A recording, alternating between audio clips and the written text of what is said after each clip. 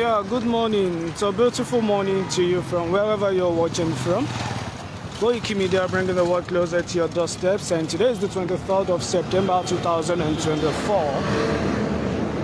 Eka Raw, Eka Son, Eka Leni, Gbogbo ibikíbi tí ẹ bá ti ń wo broadcasting. For those who are joining live, òní jẹ́ ọjọ́ kẹtàlélógún oṣù kẹsàn-án ọdún 2024. Thanks for joining live. Yeah, 23rd of September 2024. This is just to inform those that are coming. Ẹ̀yin tí ẹ bá ń bọ̀ fún the Yoruba National Unity Day. The venue has been changed. Wọ́n OAU mọ́.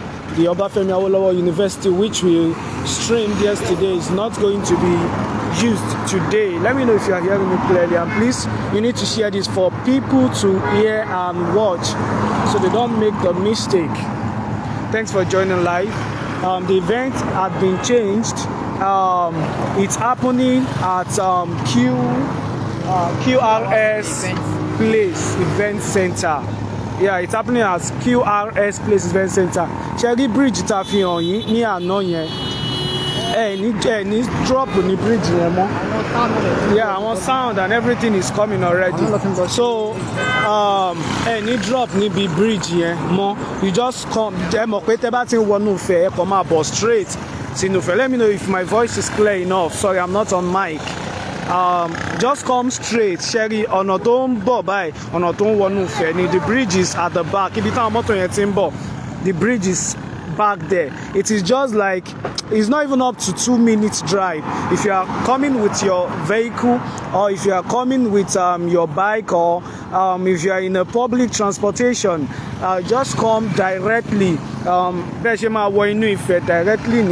But the moment you are coming, Etimari Energy Filling Station.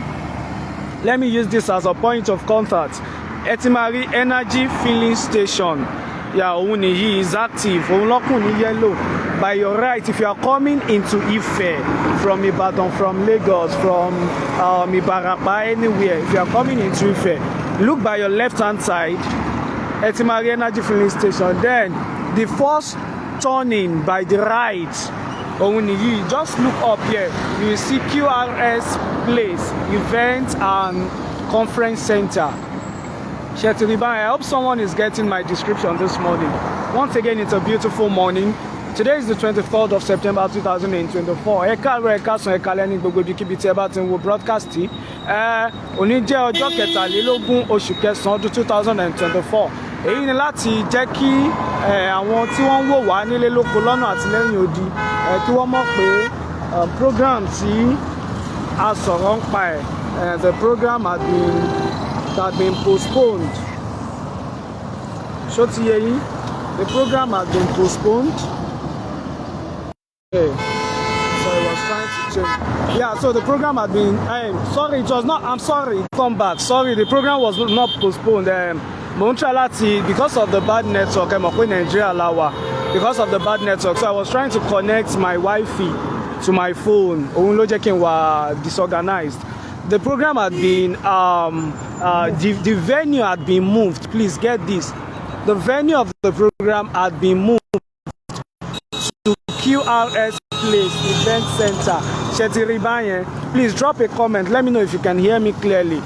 Like I said earlier, ẹ̀yin tẹ́ bá ń bọ̀ láti tẹ́ ń wọ Ifẹ̀ láti Ìbàdàn. Tẹ́ bá ti at least 2 minutes after the bridge, Etimari Energy Filling Station. Then from the Energy Filling Station, the first turning by your right-hand side, MRE QRS Place Event Center. So this is where the meeting is holding today, and it's going to be lovely. And you know today what it to go the speaker, everything is going on as it should be. Yeah, thank you very much. Thank you. Everything is going on as it should be. So please share this so that people are low OAU more. The OAU, should I say we were queried? Or I mean, when that forever reason is known to them. For whatever reason being known to them, and I was told this is the second time it had been. It had been like that, like it has happened. Come and jẹ́ kí wọ́n lò, and this is more reasons why freedom is a necessity. This is one of the reasons why everything that belongs to us must be activated, must be claimed back to us. So kí n má sọ̀rọ̀ jù. The program is happening this morning. Àwọn èèyàn ti dé rẹpẹtẹ sílẹ̀, and we are going to be giving you a full broadcast of the event. You will love it.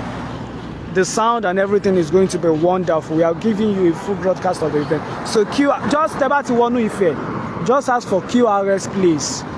Shetigo, thanks for joining live. We are going to be ending the broadcast now to make preparation for other broadcasts. Stay tuned for our channel for updates. Once again, Koikimedia bringing the work closer to your doorstep.